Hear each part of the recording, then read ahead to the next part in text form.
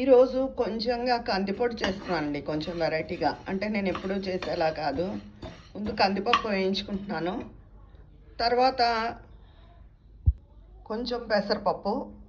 పెసరపప్పు ముందు వేగిపోతుంది, అందుకని కందిపప్పు కొంచెం వేగాక అప్పుడు వేయాలి. అయితే ఇప్పుడు శనగపప్పు, కొద్ది మినపప్పు వేస్తా. ఈసారి అసలు ఆ రెండు తీసేసి గుల్ల శనగపప్పుతో చేస్తున్నాను. ఇది వేడి దాని మీద వేసిస్తే సరిపోతుంది, దీన్ని వేయించక్కర్లేదు. ఒక 7-8 ఎండుమిరపకాయలు, జీలకర్ర నిండా ఒక స్పూను. ఇవి వేగాక మళ్ళీ వేయించుకుంటాను వేరేగా.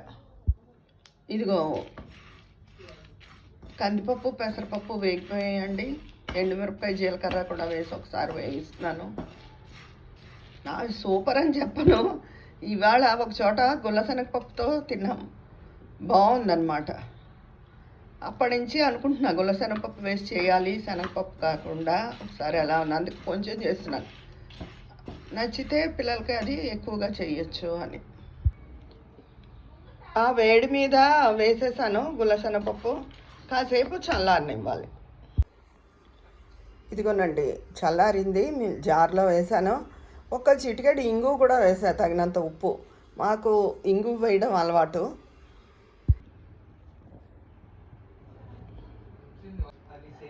ఇదిగోనండి మిక్సీ చేస్తాను. చల్లారిన తర్వాత ఏదైనా డబ్బాలోకి తీసుకుంటాను. మరి మాకైతే ఈ గుల్లశనగపప్పు వేసిన ఈ రుచి నేను ఎక్కువ చేయను. పచ్చిశనగపప్పు, కొద్ది మినపప్పు కూడా యాడ్ చేస్తాను. ఈసారి ఇలా చేశాను, ఎలా ఉందో రేపు చెప్తాను. అందరికీ బాగా నచ్చితే రేపు ఎక్కువగా చేస్తాను, రాత్రికి రుచి చూసి. ఉంటాను.